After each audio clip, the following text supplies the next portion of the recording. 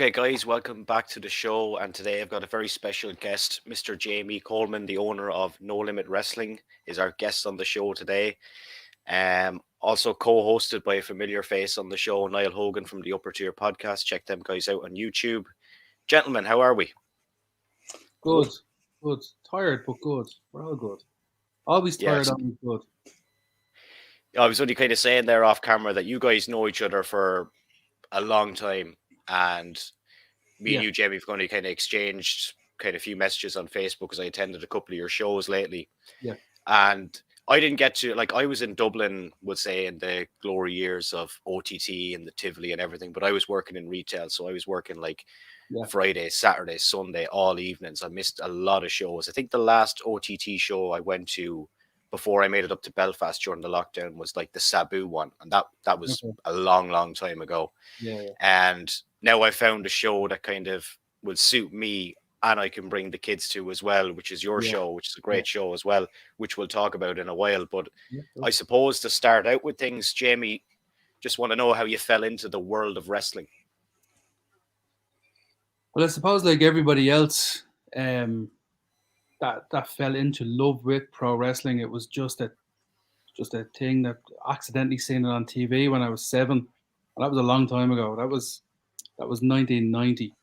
So that was your Hulk Hogan Ultimate Warrior era. So probably the same as Niall there. Yeah. We're around a similar age. Niall's a little bit older than me. Just by a little bit. So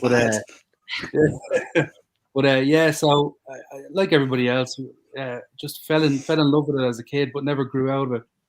And I suppose how we fell into it was I worked originally on the original Irish Whip wrestling shows back in 2002. And then didn't really do anything else until No Limit Wrestling in 2006. And originally it was myself and Joe Cabray and Alex Breslin who started the original No Limit Wrestling, which was kind of like a much different presentation to what you'll see now. I know Niall was at them shows, used to go to them shows early on. We're talking 2006. So I know that Niall can contest to that. Was a different brand. At that time in Ireland, there was no real crossover between promotions. There was a little bit here and there, but there was the NWA Ireland school that worked out of Bray. Obviously famous now. Your Paul Tracy and Fergal Devitt school, and then you had your Irish Whip Wrestling school and a couple of others, and you kind of just stuck to your own school back then. So there was no real, if you trained with NWA Ireland, you just done NWA Ireland shows, and if you trained with Irish Whip, you were doing Irish Whip shows. So what we wanted to do was like pluck the best out of each school and put them all together on one show, and nobody had really done that before. So that's kind of where we started the thought process of progressing from just a wrestling school shows into actual shows where people from anywhere could get booked if they were good enough and so on. So that's kind of where I feel like that's where it started in this country. That's where the independent wrestling scene started, because before then, as I say, it was very much your Irish Whip, you do all the Irish Whip shows. Your NWA, you do all, and there was what was that one called, Niall, with Blake Norton? CPW, was it? CPW, yeah. That's the one. Remember, Joe went to it after IWW and stuff like that. Blake was involved in it, and Jerry then took over at one stage, didn't he? Yeah. That's right, yeah. When Blake left. But yes, so we just wanted to do something a little bit different and a little bit more edgy at the time, and we done our first show in the Ringside Club, which is where OTT still do their contender shows. And in from there, that's kind of where I started doing stuff properly within wrestling. And fast forward to now, and here we are, still doing it. 40 years old, still at it. Still haven't grown up. It was a great show.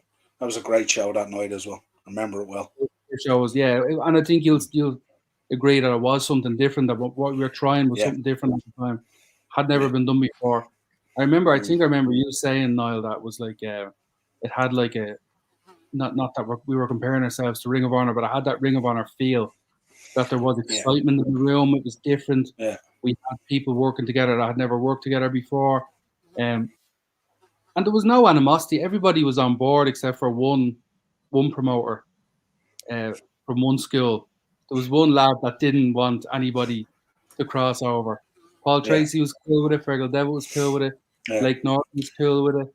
The guys up the north of Ireland were cool with it, and there was one guy who wasn't cool with it. So you can do the math on that one yourself.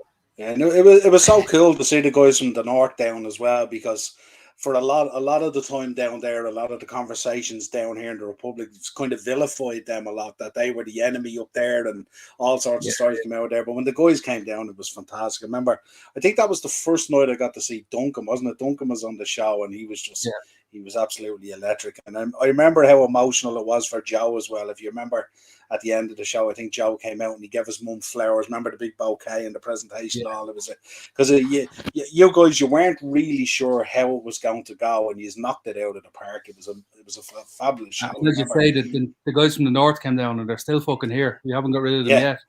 And those things of the north now were the original, not Corvin, but Bonesaw, Duncan, and a couple of other guys from the north came down at that time. If you remember, Bobby Lee Harm, I think, was one of the guys, and they were all those guys. Tron was on that show as well, was he? Tron, big lad.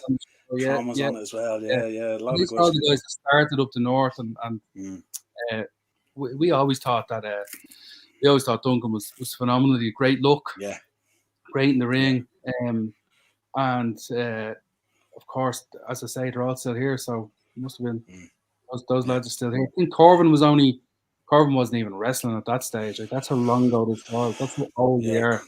Corvin was only coming down doing CPW shows at the time, wasn't he? And he was in the he was kind of going through kind of like a Shawn Michaels kind of phase with the ring gear and stuff like that and all, wasn't he? He came down, he was in the spangly buttons and stuff and all. Like, you know what? If he was, I don't even remember. I don't know. And I remember him he was in decent shape, but he was a real skinny kid. Remember when he first came down? I remember seeing Corvin, and it mightn't have been the first time, but the first time I remember was we did a show up the north with those guys. So they ran a show up the north, and Corvin was the ref. And it only hit me like a few years ago that, oh shit, that was you. You were the ref that day. Because I remember the ref, and we were talking to the ref, and I never put the two and two together because he looked so different then. He was quite thin back then, but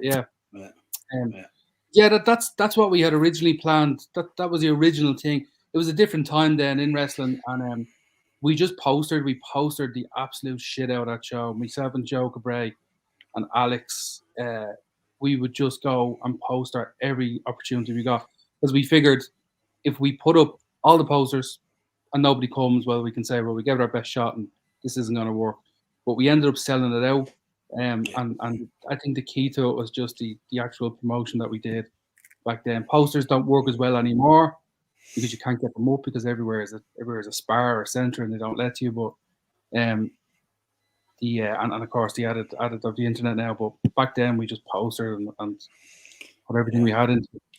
Yeah, I remember, Morris, there was great excitement at the time around the show as well, because no one had experienced these matchups and no one was expecting this to ever happen and stuff like that. So to get to see all these guys working together and against each other and stuff like that, it was quite groundbreaking at the time, because, as you know, Jamie, a lot of people in the background in other promotions were saying, oh, that'll never work, people won't get on and all this kind of thing and all. But it was brilliant the way kind of NLW came out. It was like this book off the stem for Ireland. It was brilliant.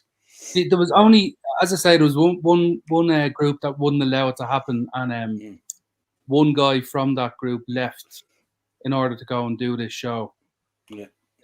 Because he just didn't agree with it, and he had to do the show because he was one of the promoters' brothers. So that would just show you the mindset was a little bit different back then. But I don't know if it was more of like you had NWA and Irish Whip wrestling back then. I think they butted heads a lot, but everybody else seemed to get along fine. And even on that show day, everyone got on very well. So Morris, I don't know if you remember any of this period of time in this country, but the only kind of shows, because I was living down the country and then I was living up in Dundalk, I did do a few Irish Whip wrestling shows when I was in college, because we done a bit of a documentary as part of my college in Dundalk. That was in about 2008. So we were in where were we? We were in Wexford and Blanchardstown, maybe, I think, and we done a few of their shows, bumped into guys like Mandrake, the supermodel, sorry, was his name. And who else was there? Captain Rooney. Well, I know, guys like that, but that was my only real show, taste of it. Yeah. Pac was on the Irish Whip Wrestling shows. Yeah, he was actually, yeah. That's right, yeah. Me and Joe went to see a show one day in the lab, which just went out to see a wrestling show one day, and Irish Whip and Pac was on. I remember looking at Pac going, holy fuck, how did he wake up one day and realise he could do all that? So yeah, it's funny when you look back. Yeah, but yeah, Drew was on that show as well. Was that the Laughter Lounge? Is that the Laughter Lounge show? Yeah. Laughter Lounge. Drew was on that show as well. Remember? Yeah, that's true. Yeah. Yeah, Drew was Irish Whip Wrestling champion at the time. I think that's the show he came back to drop the belt. Remember? I think. Okay. Before he headed off. Yeah. I just remember Pac. Yeah. That's all I can remember. I remember going and I remember seeing Pac. Yeah. But yeah. So obviously, what we present today is a little bit different than what we presented then. But we've kind of just moved on a little bit with the times and realized that there's so much indie wrestling out there now with everybody that's running wrestling in this country. Everybody seems to have, for better or for worse, attempted to somewhat copy the OTT style, if that makes any sense. Yeah. I don't know if you guys are. I'm paused here. You guys paused or frozen? You're kind of frozen there at the moment. I can still hear you though. Still hear you. That's my okay. So yeah, for better or for worse, everyone seems to have tried to copy the OTT style of the adult sort of based indie wrestling. There was obviously Steve Muldoon was running really, really hokey kid shows for years, which was great for lads up and coming to get on them shows. I think those shows get a little bit of shit off people that's unwarranted because it was so different. They were very hokey, very camp style, very circus-like shows. They had, the goodies versus the baddies, and that's how it was presented. And it was held in small towns around the country. And Steve was, he was doing a great job. He was running every weekend. He was running those shows. Nobody was doing it here at the time. And all the guys were able to get on and get their reps in the ring and increase perfect their craft. And there's a lot of people that would have taken a lot longer to get on OTT main shows had they not been getting better and better and better every week on the .ie shows. And like Scotty Davis, he was doing them shows, and he ended up getting on OTT probably long before he would have had he not been doing them shows. And there's a lot of people that can say that, but the shows were very, very, very hokey, especially towards the end. And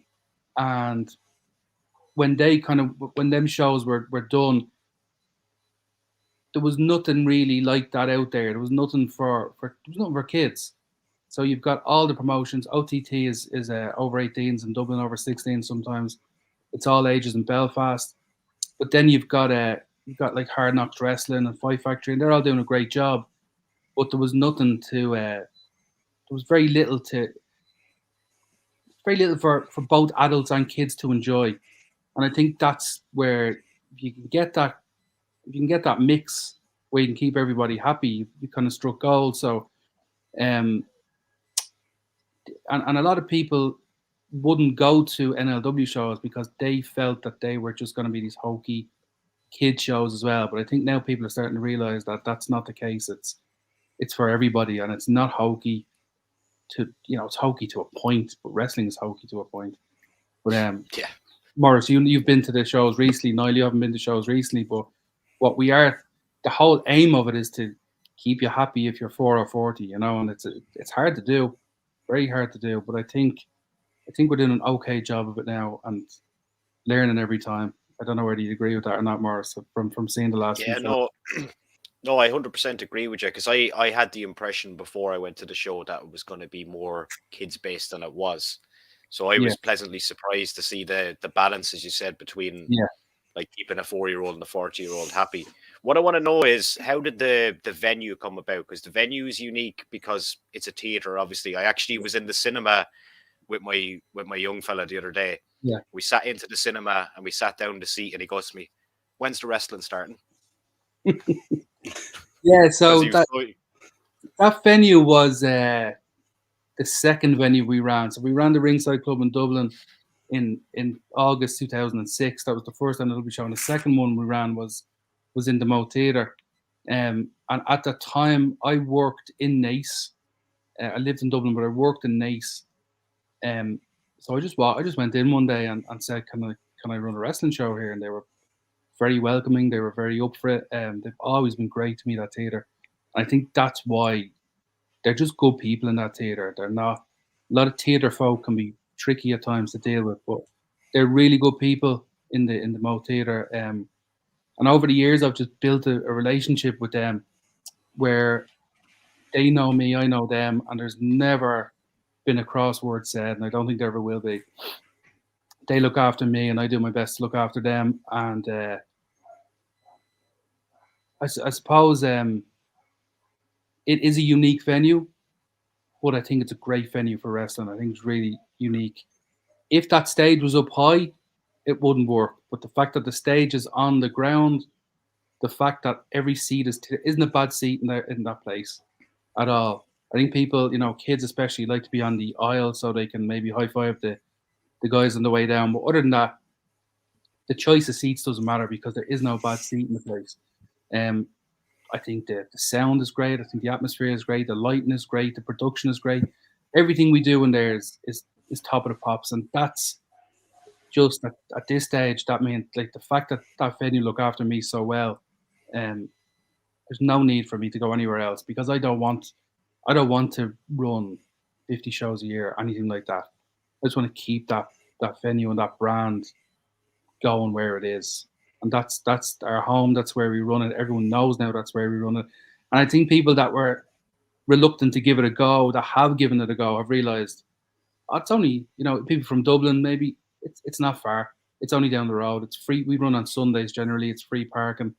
And it's just, I think it's a great venue. I really do. I think I love that venue. I love the production value of it. And the theatre helped me out with that a lot.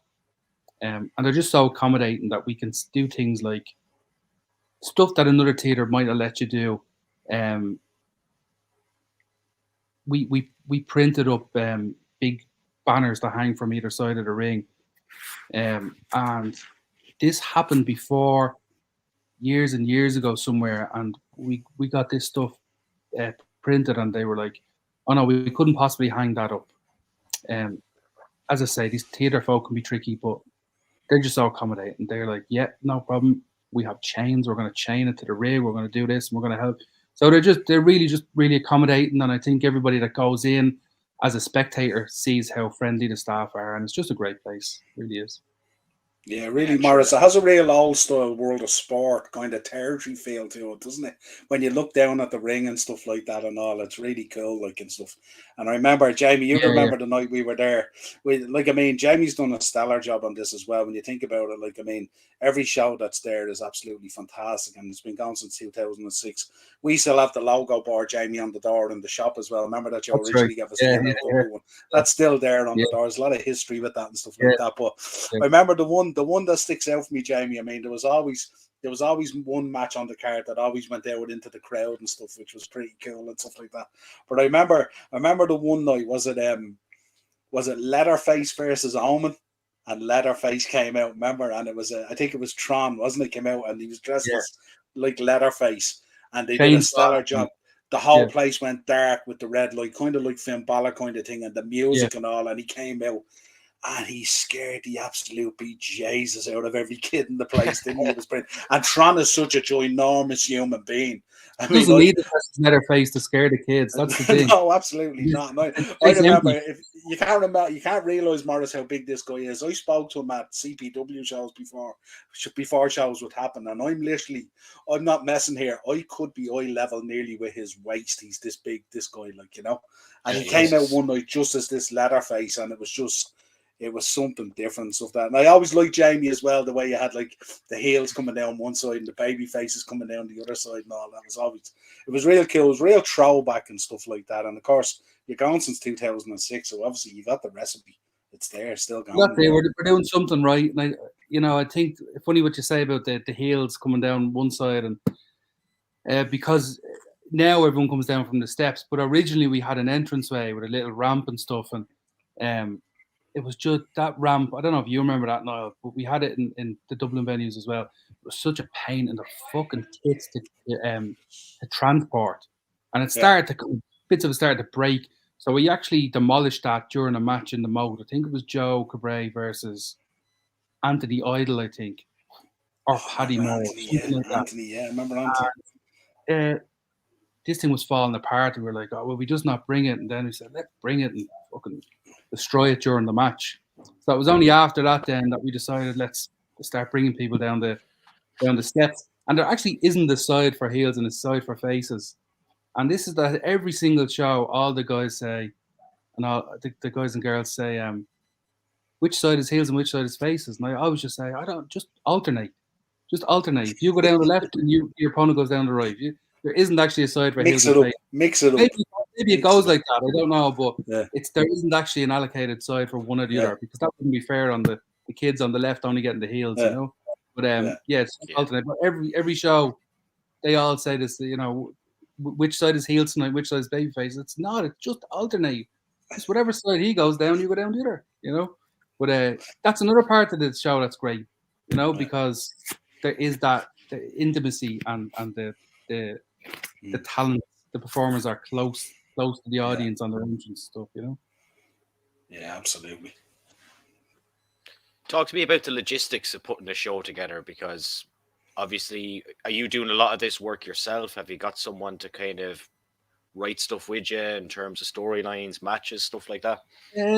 No, so it's mainly done by me, with the exception of the Royal Rumble coming up. I have somebody to put that Royal Rumble together, because that's just not something that would not fit into the day. That would be just too hard to get 20 people together and trying to, because you can't just book a Rumble and say, well, you're 1, you're 2, you're 3, you're 4, and so on. It has to be a little bit more structured than that. So there is one of the guys going to look after that for me. But other than that, everything is just done by myself. Matches, storybook, and all that stuff. Promotion is done by me. Merchandise is designed and made by me, because that's my day job, is my own business doing clothing printing. So everything is pretty much done by me. Steve Savage helps me out a lot from Hard Knocks. He helps me out a lot with ring vans and stuff like that. And then there's a whole crew of people that help me out. Don Butler, Don Niall, Don O'Donoghue, Danger Don. She helps me out a lot with social media. Barry Malone, Be Cool, helps me out so much on the day. He doesn't wrestle on them shows. He's only back wrestling on OTT now, obviously. But he helps me out a lot on the day. And Sammy D helps me out a lot on the day. Maxer. If Maxer shows up, we're good. Maxer helps me out by showing up, because you never know with Maxer, because he likes a game of golf. So Maxer could be out golfing in the morning. Maxer gets hit by a golf ball, is he going to show up? But yeah, everybody, it's a great crew. Everybody's on board, and a lot of the guys that train in the schools come on the day and help out as well. A guy called Jacob and Tony, a girl called Tony, they always help out with the merchandise. They're always very eager to help doing anything, and so is everybody. It's a pleasant day. And Conor O'Connell, who works in the Moat Theatre, I'd be lost without Conor. Conor is such a hand. He's the one that will figure out a way to light a certain part if we want a certain part of the ring lift or anything, or where to hang a banner, where to shine the light on it. He helps me out with the visuals. He manages to he would help me out with a lot of the stuff that goes on the screen and stuff. Like, Conor's a really big help. He's in the sound box with me through the show. So realistically, everybody digs in. Everybody helps. There's not a single person. To be honest with you, in wrestling, if there was somebody there that wasn't helping, they can go home, because everybody is either there to help or not. And this is a thing at the last show. There was so many people there to help. And I actually said before the show to everybody, there's too many people here, because the theatre don't like too many people there. They don't want the backstage full of people. But so many people had showed up to give a dig out, and I just said, if you're not here to help, then please don't be here, because otherwise you're just taking up space. Everybody helps. Everybody's there. Everyone's there to help. Everybody gets stuck in. So it really is. There's no dirt here. There's no drama. It really is just a very pleasant experience with everybody involved. So makes for a great environment show as well, doesn't it? Makes for such a better show as well. Than everybody if you're that kind of stuff. Yeah. There's a little bit less pressure on people to do our shows than there is to do an OTT show, because OTT is at a level where you have to be completely 100% on. It's being recorded. Generally, it's an older crowd. Our shows are a little bit more. I want people to be, I want people to be calm. I want people to enjoy it, and I want them to be able to portray that. I want the fans sitting in the audience to be able to see that the performers enjoying themselves and they're not taking themselves too seriously, because it's Sunday afternoon wrestling, and that's what it's about. It's about everybody enjoying themselves. And once the wrestlers enjoying themselves in the ring, once the performers enjoying themselves, then that will transcend into the crowd. So it is not that people don't enjoy OTT, but it's it would be a much more intense environment for our talents. I suppose it's the difference between doing a live Raw and a WWE house show. You're going to be, you got to be turned on for the live show, and then you can enjoy yourself a little bit more on the house show. So we're the house show.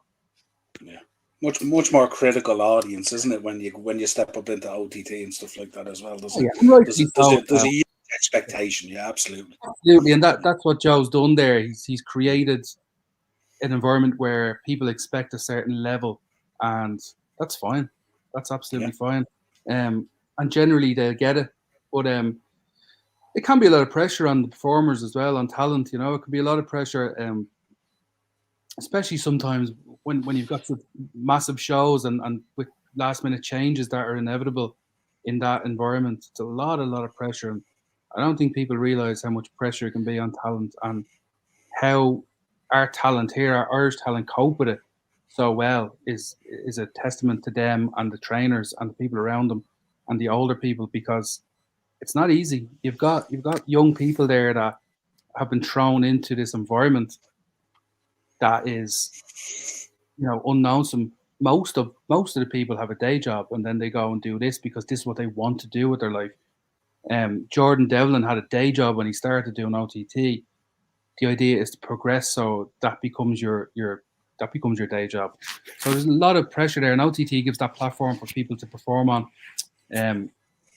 As I say, we're WWE Live. We're just a house show. We're Sunday Night Slam, or whatever they call it. Jamie, question for you: Do you ever look at the NLW shows and look at that and think certain things you see in it would transcend up into OTT and stuff like that, or is it kind of just totally a different flavor? Is there stuff that yourself or Joe might look at and go, something that we seen there that could transcend up into OTT, either a performer or an idea? Yeah, 100%. It's a platform as well for people who might not necessarily be on the OTT shows to come and have an opportunity to sink or swim, because it is, no matter where you are, I think everybody's aspiration is to get to an OTT show and do it well and get a regular spot on an OTT show. But the whole thing about what we do there is that it does give people a platform to go on and maybe show what they can do. So a perfect example would be Fabulous Nikki and Josh, Bittersweet Josh. So they're kind of just come on OTT now, and they're BDE. What that stands for is beyond me, but they're sweet and sour. Whatever BDE means, they can't be called that on my show because it's a kids show. so you can put it together. Okay. But it took you a minute, Morris.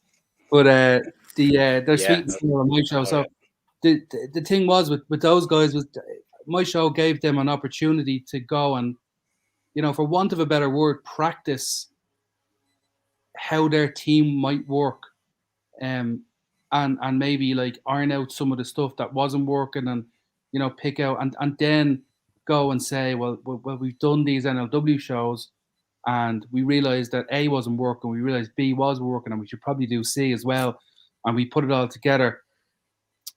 And then it's a case of, Joe might see that and say, that really worked, so let's try them on OTT. So that's kind of what happened with those guys the last time. But yeah, there's always like, try really hard to give people an opportunity to go out and try. And sometimes they fail because they're not ready. But it's the experience of, you can go to training every week and you can learn how to throw all the suplexes you want, and you can learn to dive over the ropes and how to do it safely and so on. But the experience of working in front of a live paying crowd is priceless. And there's people that go out there and they sink, and there's people that go out there and they swim. And if you sink, it's like, look, you sank this time, but let's try this again in 6 months. Let's try this again in 12 months.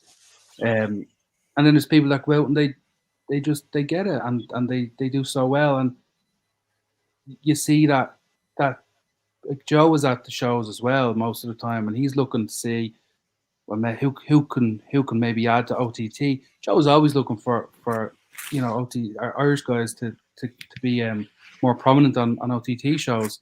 So if Joe has a talent in his school, for argument's sake, or another school, somebody has a talent, and they're like, well, I think this guy might be ready, but can we try him on NLW? And that's fine. That's what it's there for. It's there for that as well. It's there for people who are ready to make sure that they're ready.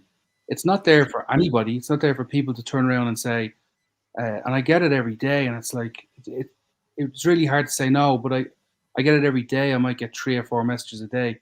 Hi, can I be on your show? And some of the people I don't know, some of the people I do know, some of the people I've heard of, some people will send matches and some people won't. They'll just expect me to know who they are.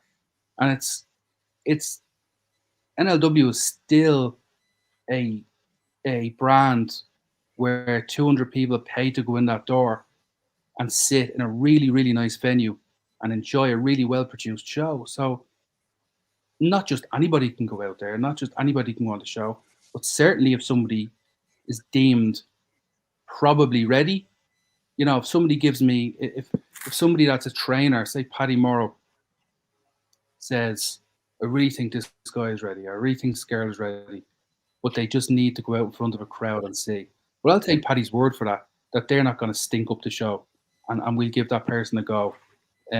Because people need a go as well, but you still have to put the reps in, and you still have to, somebody has to vouch for you to be ready, or you have to show something. And there is people that go out there that, I mean, Bittersweet Josh, he's only training I think 15 months or something like that. And that kid gets it. He looks good. He presents really well, and he kind of gets what's going on, and he'll learn more and more every time he goes out there. So for him to go out there on NLW shows, it's really educational for him. And lads have to get reps in. Otherwise, they don't get better. And people can always improve, no matter what level you're at. So on our show, we give people a go if they're deemed ready to have a go. So to answer your question, you would see things that would work elsewhere. We put Fabio and Limo together as a tag team, which hadn't been done before.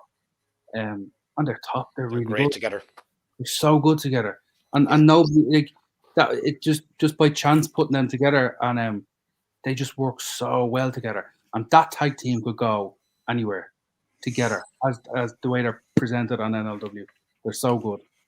So that might be something to look at.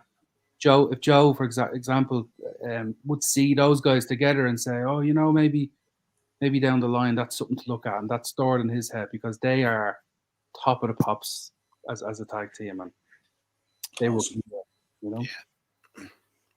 There was a lot of title changes at the last show. I think it was 3 in total, including what happened. And then you were an on-screen character. And I had watched an interview with you like maybe 2 days before that saying that you were staying away from the ring.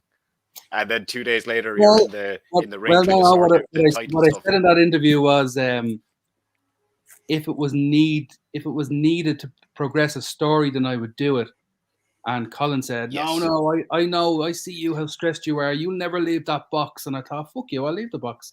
So, yeah, it was it was needed. I think it was needed for that story to work. So, yeah, 3 title changes. Maxer had a dicky ankle going in. So, stuff had to be worked around Maxer. So, the main event was supposed to be Maxer versus Danny Cross. And obviously we had to change that around because Maxer's took an ankle injury at OTT a couple of weeks prior, so it was just all changed, and it was Danny Cross winning the championship and losing it at the end to LJ, which I think was a great moment for LJ and a great moment for. I think that was like a little progression because LJ is one of the best we have here. And he's doing so much everywhere, So him as champion makes perfect sense. And we did the tag championship switch as well, which was again it's storyline progression as well. It's not just title changes for the sake of it, because we introduced the Saviors of Destiny in the same breath as well. So that adds another layer, and it's a tag team division that we're building as well. And the Saviors are a good addition to that tag division as well. So I thought it was a great show. I thought it was one of the best shows we've done. It was a great show. I think we kept people on their toes. I like the way. I like the way things kind of one show leads into the other, and there's progression in that way. It's like when you sit down and watch an episode, we'll say, of Raw, and then you're kind of left with a cliffhanger at the end, and then it continues on to the next one. Yeah, well, that's kind of remember when the ankle injury came about with Maxer, it was very much we're going to change this, but we're going to change it for the better. We're not just going to change it for the sake of, let's take Maxer out and put someone else in. So I kind of looked at it as, let's do it where it's something that people can leave talking about, and let's do it like almost like an episode of Raw when it used to be good, have something happen at the beginning that kind of has a little thread through the show, and then just loads happening, loads happening. I want people who don't go to go, should have gone, Yeah.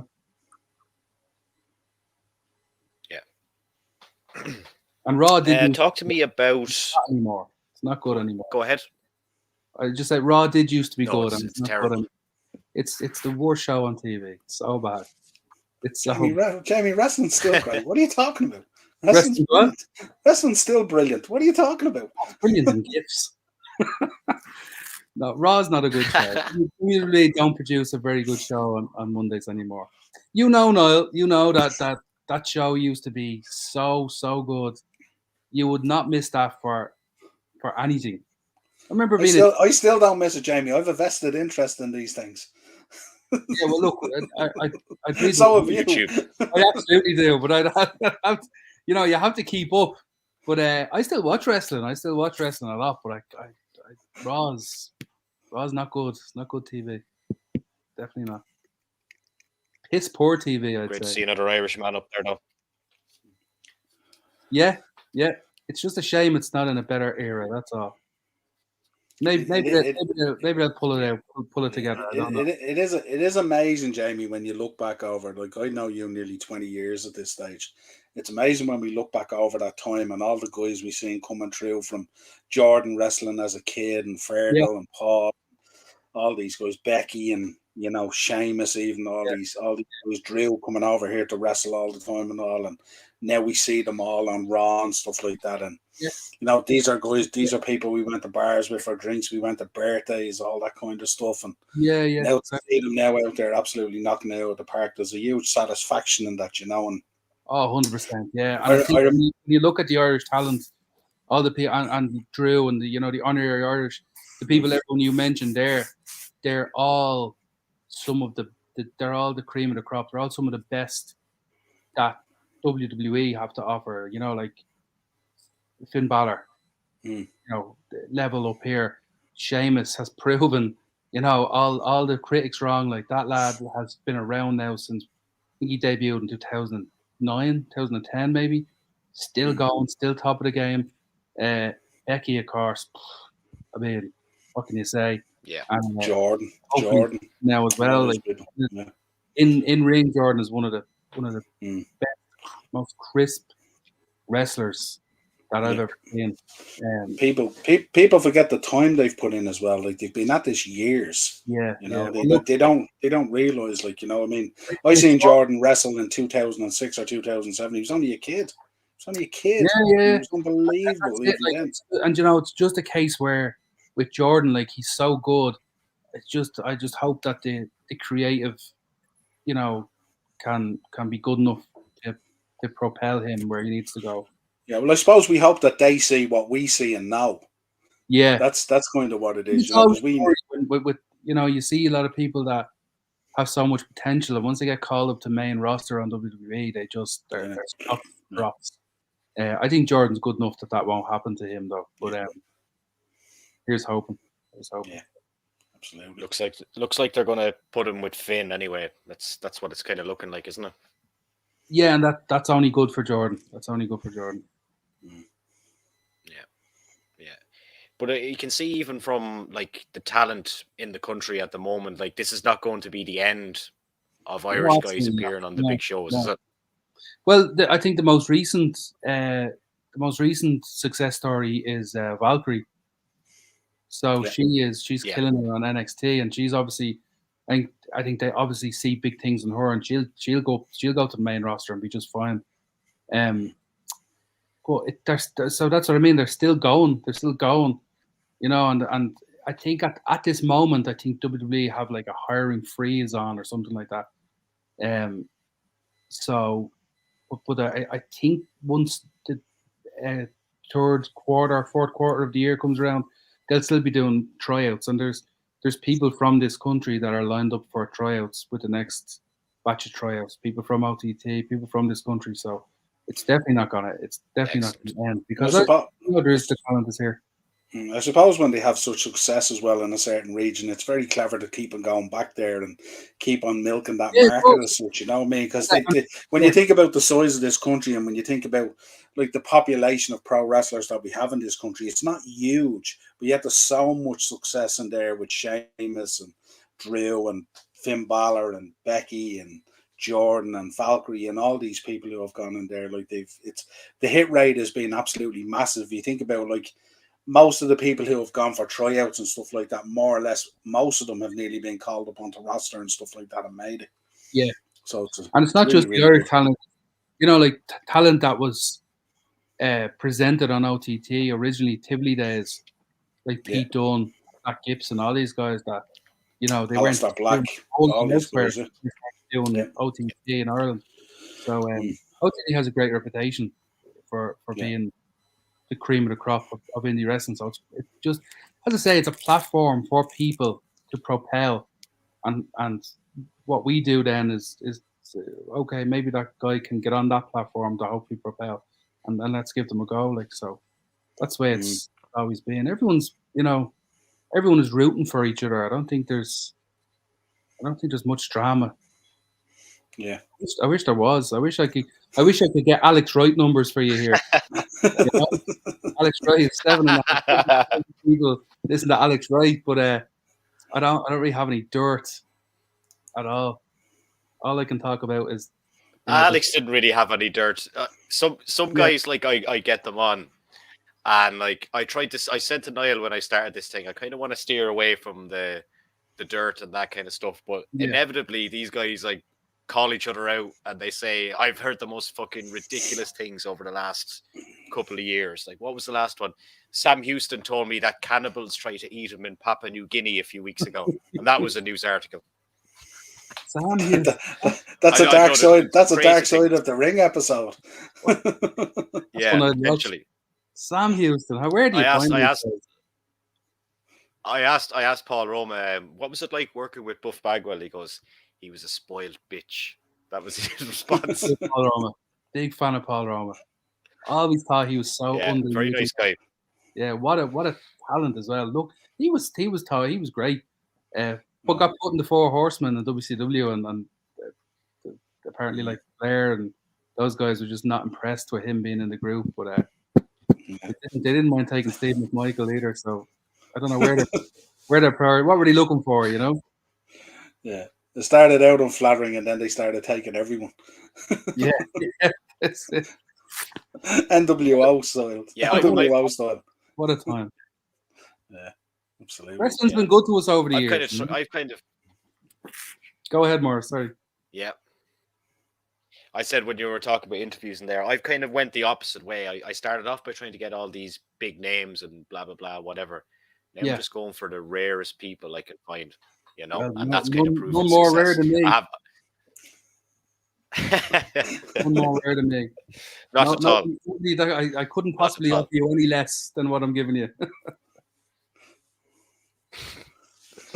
What's it like doing the commentary role then for OTT? Do you enjoy that? Is it kind of less pressure when you're there doing that? I love doing commentary for OTT, and that's just something that came about as well. Obviously, Ango and Don Marnell used to do the commentary, and I just filled in for Don a couple of times when he was away. Probably just because I was the first person that Joe saw when he needed somebody and said, well, just jump in. And I really enjoyed doing it then, but I didn't really take it that seriously because I knew it was just a stand-in for one show. And then after the pandemic, there was this spot opened up for both commentary and ring announcing. I had expressed an interest in maybe doing the commentary, and then when the ring announcing came up, I was like, oh fuck, I'm gonna end up doing that because I've always done so much ring announcing. I've done ring announcing for everybody at one point or another. And I thought I'm just gonna end up doing that. And I kind of just I would have done it, but I just kind of had enough of doing MC. And I wanted to give something else a go. So the commentary thing came up, and Dennis Murphy wanted to do ring announcing. He put his name forward. I think he put his name forward for both actually. And Joe just decided to go with Dennis on ring announcing, which was a really, really, really good move because Dennis is he's such a good voice. Dennis Murphy on OTT has such a good voice. He's a radio voice. He used to be on the radio, or still is maybe in Waterford. And the commentary then was, so the commentary role was mine then. And I spoke to Angus before the first show back. And we just had a couple of brief conversations about the general gist of what we do. And then it was very much a figure it out as we go sort of an effort. And it did take us a little while to gel well together because we didn't know each other that well. But now we've become really good friends. And now I think we gel together really well. And it's a pleasure to do it beside Ango because the man has the voice of an angel. I really like Angus. Just has the voice, like he's so good. His vocabulary is amazing as well. He knows words. He says words I can't spell. He's amazing. And I think we because we've kind of grown close and became friends, we're better now than we were at the beginning. And yeah, something we really enjoy. And we done our first Instagram live pre-show. Don't know if anyone saw it. You guys saw it before the last OTT show, and that was something we were both on. We've never done this before. Angus was kind of really a little bit nervous about it, you know, and we just said, let's wing it, you know, let's just wing it. And it was funny because it was his daughter's birthday that day, so he was going to be late to the venue, and it was my actual birthday that day as well, so I was going to be late to the venue. So we were both kind of later than we would usually be to the venue. And we still done that Instagram live, and I think it came across really well. I don't know if you saw it, Morris, but I didn't see it. No, it was done. So it was done out in as the crowd were coming in, and it was just kind of action, and it was just basically for us to run down the card, kind of do it in somewhat of an entertaining way. And this guy just walked right in front of the camera at one point. And rather than ignoring it, I said, "What the fuck are you doing walking by the camera?" And then he tried to walk by the camera again, totally, like, just not on purpose. Just this is what they're doing. Yeah, absolutely. And I think he's there a lot. Like, he's a nice guy. We could have chatted to him before, but he just twice, like once, walked by the camera, and then came back. And I called him some weird name. I called him like a filthy McNasty or something. Something really weird. The OTT crowd, they do like their camera time, don't they? Oh yeah. They do like to be part of the show. That's okay. Yeah, absolutely, yeah. It's cool. Yeah, I really enjoy doing the the commentary. It is a top.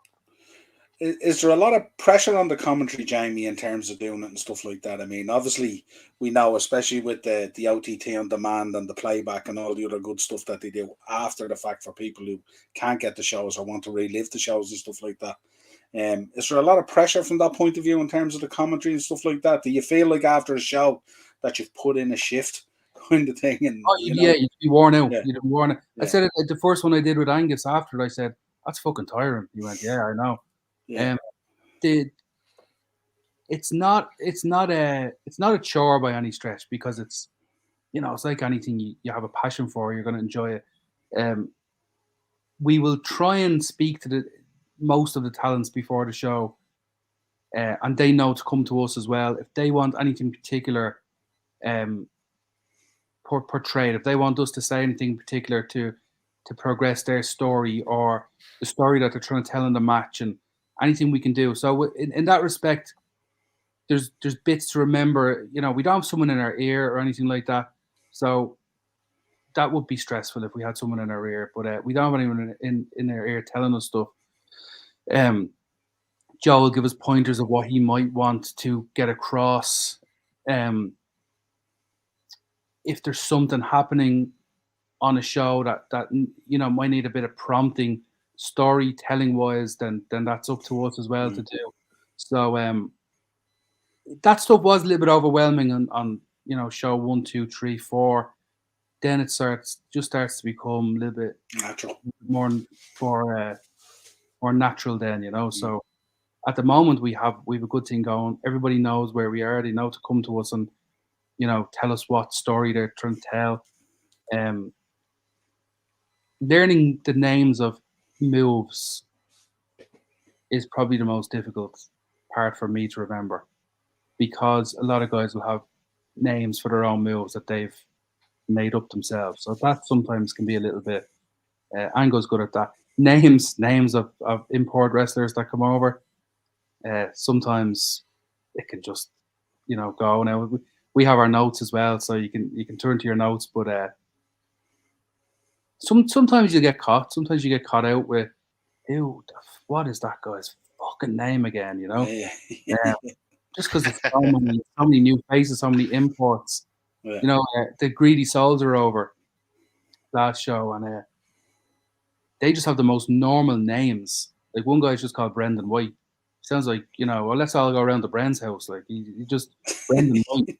And I knew it was Brendan White, and I said Brendan White in commentary, and I thought to myself, that must be fucking wrong. That's too much of a normal name. I went back to the notes to check if it was in fact Brendan. It is in fact Brendan White. And it's not even his real name, apparently. He actually made that up as a wrestling name, so I know what happened there. It's so funny. That's like those stories, Jamie. Remember years ago when you do the gym shows and stuff like that, and you'd be blooding guys in, and guys wouldn't even have thought of names or gimmicks or anything like that at that stage, and your man would be behind the curtain about to go out, and who are you tonight? Listen, you're Joey O'Brien tonight, or whatever it is. Yeah. You just go out as Joey O'Brien or whatever it was. The days where Phil and Justy took over the Fight Factory, they used to they'd make up names for people. Yeah. Was a kid called Curtis, and they do a gym show, and he was Curtis, don't hurt us. Yeah. There was a guy there called Ian, and he had no gear. on his first show, and they found a singlet with flames on it. So he was, "You're Ian Inferno." So hot, so hot, you're on fire, you know. So yeah. It was like, remember back in the old Ring of Honor days, early days of Ring of Honor as well. They had these kind of random names for guys who came in and stuff like that. Yeah. Felt like they were just on the spot names and stuff like that. It was really cool. And you kind of feel like that about the old enhancement talent on WWF as well. Yeah, they didn't even know what their own fucking name was going to come up on the screen. Yeah, you ever see that famous Terry Gibbs? Did you ever see that famous one of the guy in WCW with it's like a meme where he's I think his name was Randy Hogan, and he kind of just obviously this kind of jobber from South America or something comes out, not South America but down south, you know. He just had that look about him, you know, the hillbilly look, and he had the handlebar mustache. And Morris knows him well. Morris knows him well. I've chatted to him a few times. He's a gas character, that guy. What's his real name? Randy. Randy's actually his real name, but he's Mulelli or something like that is his second name. Randy Hogan. Yeah. He says that Hulk Hogan. He said that Hulk Hogan copied him. Yeah. Don't they all? Sorry, it didn't work out for you, Randy. He done some. What did he do? He photoshopped one of Hogan's 8x10 images and put himself either beside him or over him, and Hogan's people got in touch with him. That was the only time he ever had a problem with him. But he's talked to Jimmy Hart about it, and he's going around to all the conventions now in America, pretty much dressed as Hulk Hogan. Based off Randy that meme. Based off a screenshot of him being on WCW Saturday Night or something, That's the most amazing thing about, you know, wrestling is such a crazy thing, and I suppose the same could be said for, you know, superhero stuff as well. But that somebody in 2023 can probably earn a living just from being on TV once and something going wrong for you, you know.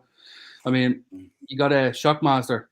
You know, if that's all the Shockmaster had ever did, I know he was Tugboat and Typhoon and stuff and lots more, but if all he ever did was fall through that wall, he could be still making a living now. You know?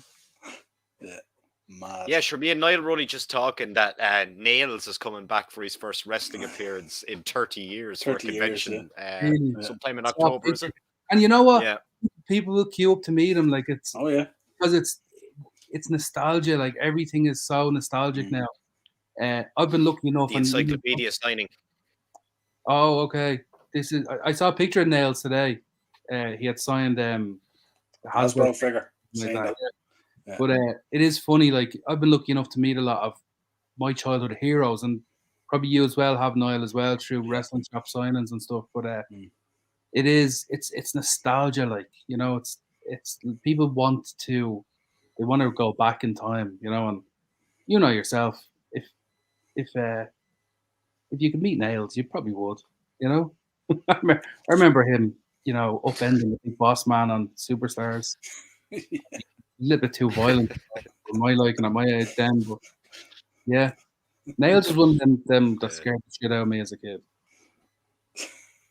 Yeah, I think wasn't he involved in all that court stuff with the steroids and everything? Didn't he try kind of hang Vince out to dry as well? I think he got fired for attacking Vince.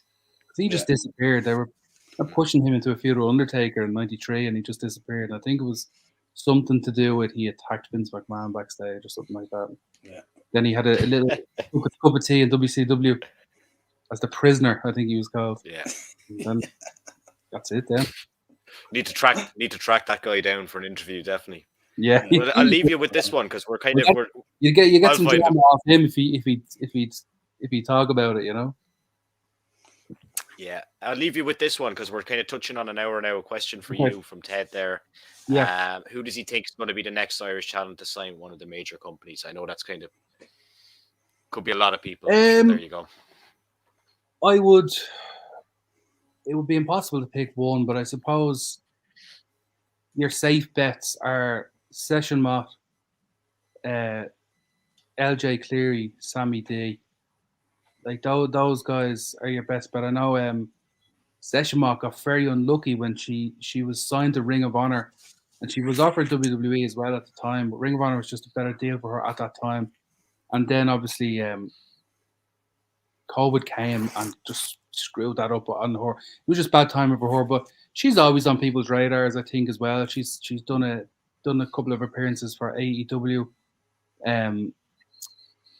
You know, so definitely her. And then LJ is just, he's everywhere and he's determined as well.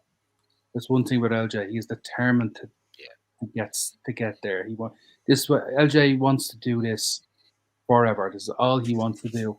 And LJ is one of them guys that has put everything into him. He's put all his stock into himself. He's bet on himself. LJ does this full time. Doesn't make a whole lot of money, but he's like that struggling comedian, you know, that will just do whatever. Open mics everywhere. Yeah, exactly. Yeah. And LJ does that, and the reason he does that is because this is what he wants to do, and he doesn't want to be distracted by anything else. And he does he trains people, he does seminars, he wrestles, he has branded himself wonderfully with merchandise. He always has really nice merchandise, and such a nice. He's a great guy as well, isn't he? He's a great guy as well. Yeah, man, he's so nice. He's so. I remember saying to him one day, you know, because he's very confident, and I just said, just watch that fine line between confidence and arrogance, because if people deem you to be arrogant, you know, that's when you start to get a bad name. But he never crossed that line into arrogance, because he's not arrogant. He's just confident. He bets on himself, and he's confident. He just does. He does it all. He does it all really. He does it all right. He does it all correctly. And like I say, he's just such a fucking nice guy. And him, and then Sammy D. I think Sammy D is just a tremendous talent. Sammy D is one of them guys that just got it from day one. I remember Sam training when he was like 14, 15 years old. His footwork was incredible. Everything he did was incredible. And he has a really, really good mind for business and for branding as well, with the whole draw thing. You know, the draw brand is huge as well now. So I always remember Sammy's mum, Jamie. Remember Sammy's mum? She was what a woman. She was a great woman. Yeah, I only seen her last week. Yeah, she's great. Grace, what a woman. And she was the biggest fan. Huge part of Sam's success as well, because Sam. I remember we lost our referee. Our referee pulled out for a show in Limerick one day, years and years ago, and I remember just ringing Sammy D, and saying, "Do you want to ref for us tomorrow in Limerick?" And he was, I don't know, he's 16 or something like that, and he was like, "Yeah, I could do that." And I said, "I just don't know how you'll get there." And he said, "My mum will bring me. She's my biggest fan." And the man brought him, and she's a wonderful woman as well. Yeah. So the answer is one of those three. If I was a betting man, Session Mott, LJ Cleary, Sammy D. Yeah. Great. So next show anyway, coming up July, is it July 2nd? Maybe you see me and Ango. Well. You could be signed as well. Yeah, you might see me and Ango, and maybe fucking. Do you know he'll get signed before any of us? Fucking Foxy. Yeah. Do you know what they'll do? If they keep on signing all this Irish talent, they'll have to have an Irish commentator's desk at these shows and stuff like that. No, cool, because it's even funny when Ballard does his promos and stuff like that. That gang of Irish that comes through and stuff like that. Some of them don't really get it, so they might need that Irish commentary booth there at some stage. You know, translate. Yeah, pretty cool. Well, there's an Irish guy there. We didn't speak of the Irish commentator, Kevin Patrick or Patrick Kevin. Patrick, is it? He's another Irish guy, and he's doing the play-by-play on Raw now. Yeah. So big Irish feel off wrestling these days, which is great. Yeah, it's cool. Yeah, and it will continue as well. So next show, July 2nd.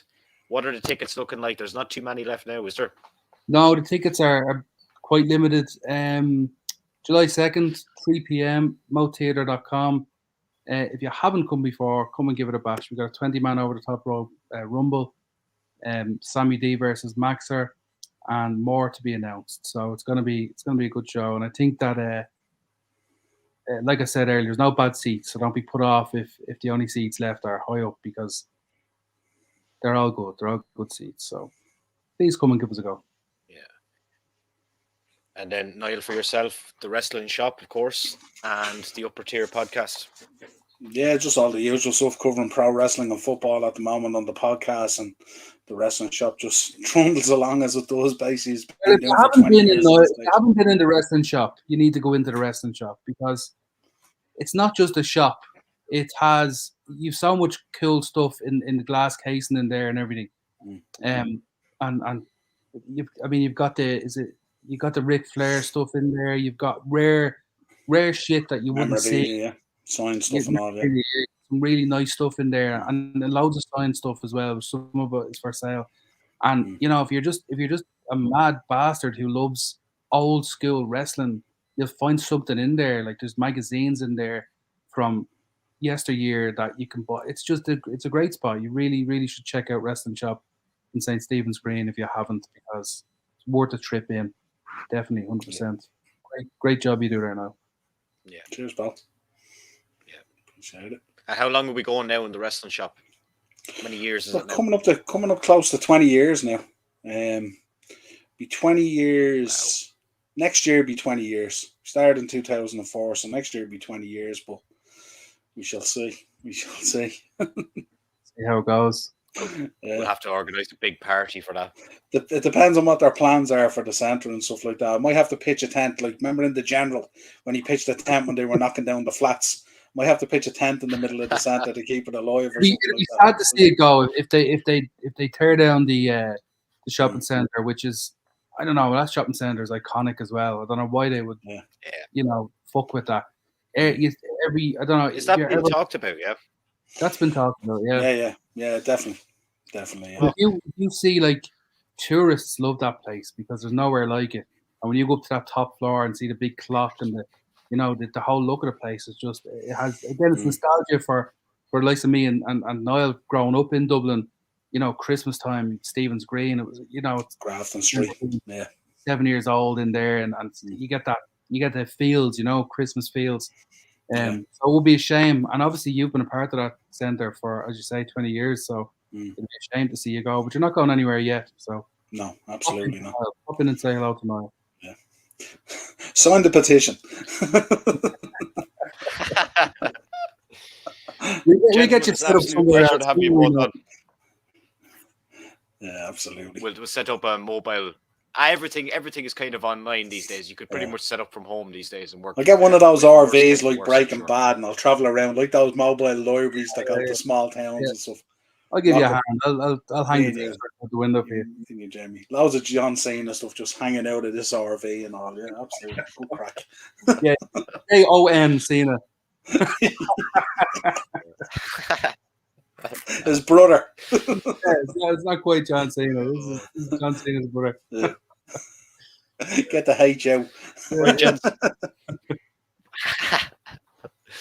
Pleasure to have you both on, lads, and I'll be talking to you soon. Thanks. Thanks, Morris. Thank you very much. Take care, guys. No bother, man. Easy.